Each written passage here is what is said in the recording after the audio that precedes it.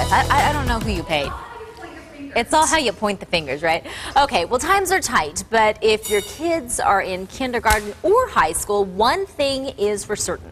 You need to start thinking about their college fund, and it needs to start now, even in these tight times, because we're going to give you some information that makes it a little easier. Chris Zekis is here to talk about a state program that you may not even know about. We welcome you to the show, especially with this information. Well, thank you for having me. It's great to be here. Do you feel like many people dismiss even the remote thought of saving for college in these times because they think that cannot be part of our budget right now? I think a potential, and some people don't realize how fast children grow up. Right. And they're going to be in college before you even know it. So what's the typical expense that we're going to face? It's going to, right now, if you have a young child, it's going to grow exponentially. But right now, looking anywhere 30 to upwards of 120,000. Of course, that depends if it's a public or a private school. Okay, so what do we do? And tell me about this state program. Is it only for people that are having financial hardships, or how does it work? Not at all. It's a 529 college savings plan. So what you're able to do is save for future college costs and receive tax benefits up front right now. Explain that in layman's terms. Okay, so what that means is okay, Stephanie, you write a check for however much. Stephanie, you can write it. Grandparents, godparents, anyone can set up a 529 plan for a child. Okay. With as little as a $25 contribution. Those contributions over the life of the plan will grow tax deferred, and then when used for qualified college expenses, so be that tuition, books, anything like that, that will be tax free.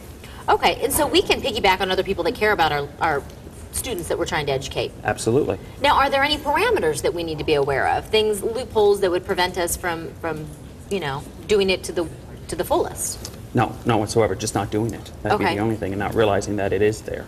Now, does it need to be a monthly thing? Are you committing your finances monthly, or is this kind of when you have it? What we really try and say is try and do it as continuing times as possible.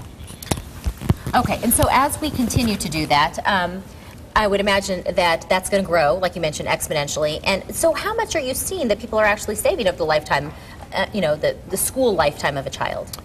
With our clients at Zekis Financial Services, we see them wide variety of levels of what they can save. There's a potential with contributions and earnings to get upwards of $350,000 in one of these accounts. My goodness. Now, how does this work if you have, let's say you're all of a sudden you start saving when your child's in first grade, and then the next thing you know they're graduating, and they are valedictorian, they have a full ride to ASU, and you've got all this money.